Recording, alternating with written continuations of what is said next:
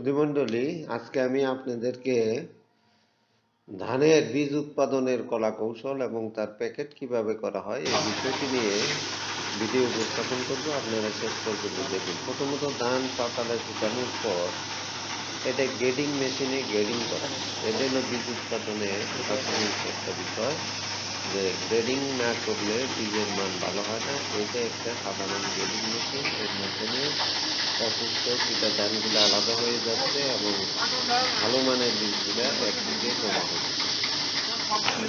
এর আগে যে কাজটা করা হয়, এই ধানকে ভালোভাবে ঝাড়াই মাড়াই করে পাতালের রোদে শুকাইতে হয়। ময়সার 12% কাছাকাছি নিয়ে আসতে হবে ধানের ক্ষেত্রে। তারপরে এই গ্রেডিং মেশিন এইভাবে গ্রেডিং করা হয়। আপনারা যারা বীজ উৎপাদন করেন তারা বিভিন্নভাবেই এই গ্রেডিং করতে পারেন। অনেক সময় মেকানিক্যাল পদ্ধতিতে করা যায়, ম্যানুয়ালি করা যায় এবং এখানে সিম্পল একটা যন্ত্রের সাহায্যে এটা গ্রেডিং করা হচ্ছে।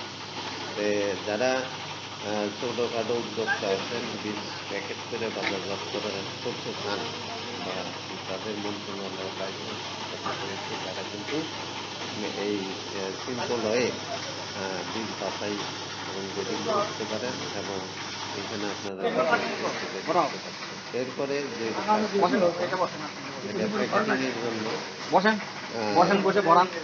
বিভিন্ন পলি ব্যাগ বা অ্যালুমিনিয়াম ফয়েলের ব্যাগে এটা প্যাকেট করা হয়। 1 কেজি 2 কেজি ধান সাধারণত প্যাকেট করা হয়। প্যাকেটে গায়ের ট্যাগ লাগানো থাকে, অবশ্যই এটা অফিসিয়াল নিয়ম। এরপরে ওয়িং মেশিনে ওয়িং করার পর এই প্যাকেটটা সেলাই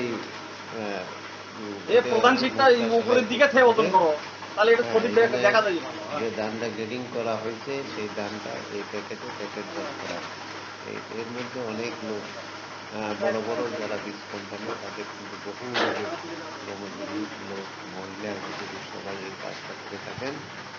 এরপরে প্যাকিং হওয়ার পর ওজন করে প্যাকিংয়ে হওয়ার পর এর মুখটা সিলগালা করে বন্ধ করতে হবে।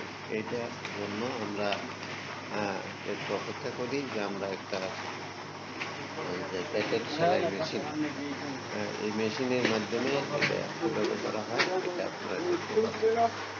প্রত্যেকটা প্যাকেটের গায়ে বীজের সরকারি ট্যাগ লাগানো থাকে। এই ট্যাগগুলো হলো বীজের পরিচয়, ভিত্তি বীজ, প্রত্যায়িত বীজ, না মান ঘোষিত বীজ।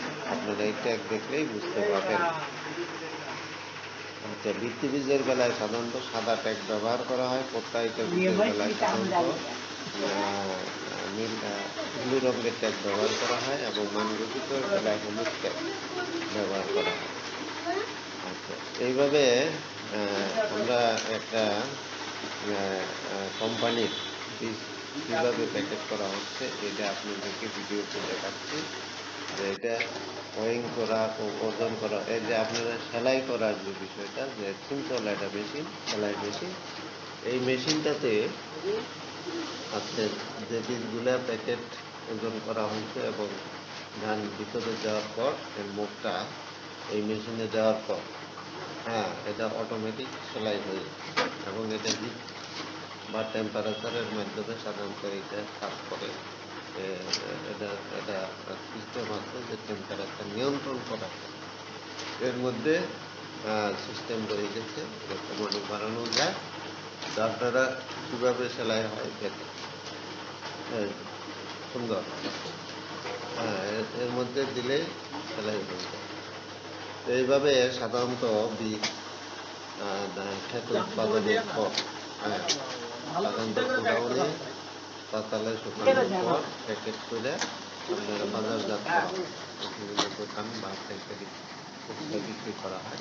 এখানে সেলাই করার পদ্ধতিতে আপনারা দেখতে পাচ্ছেন, টেম্পারেচার কমানো বাড়ানো যায় বা প্রেশার কমানো বাড়ানো যায়।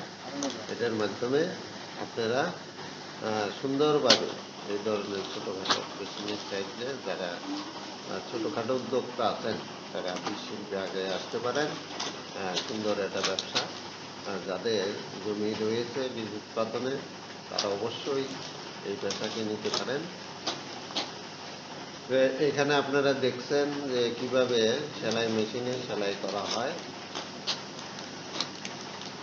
তো আমরা এরপরে এই জিনিসগুলো কিভাবে সাধারণত মার্কেটে প্রেরণ করা হয় তার একটা দৃশ্য আমরা দেখব।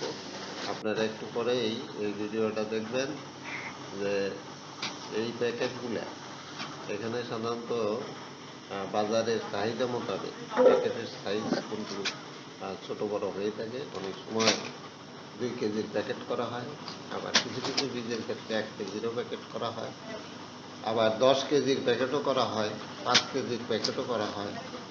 এটা বাজারের চাহিদা অনুযায়ী এবং বীজের মান অনুযায়ী সাধারণত প্যাকেটগুলো হয়ে থাকে এবং প্যাকেটের গায়ে কিছু তথ্য নির্দেশন করা থাকে, বিশেষ করে বীজ সংক্রান্ত জাতের নাম, লট নাম্বার, জার্মিনেশন পার্সেন্টেজ, শুদ্ধতার হার, তারপরে এটার মৌসুম, উৎপাদন মৌসুম, এবং এই যে আপনারা দেখছেন যে বিভিন্ন সাইজের ব্যাগে এই বীজ প্যাকেট করা হয়েছে। এখানে 10 কেজির ব্যাগে আমরা দেখতে পাচ্ছি ভিত্তি বীজ। হ্যাঁ, এরপরে এই যে ছোট প্যাক যেগুলা সেগুলা বস্তাবন্দি করে বিভিন্ন বাংলাদেশের বিভিন্ন প্রান্তে এগুলো চলে যায় এবং এটা হলো তার স্টোর রুম। এই বীজ উৎপাদনকারী বা ব্যবসায়িক স্টোর রুম। এখানে আপনারা দেখতে পাচ্ছেন যে এখানে বীজ প্যাকেট হওয়ার পর এইখান থেকে আসলে বিভিন্ন জায়গায় চলে যাবে।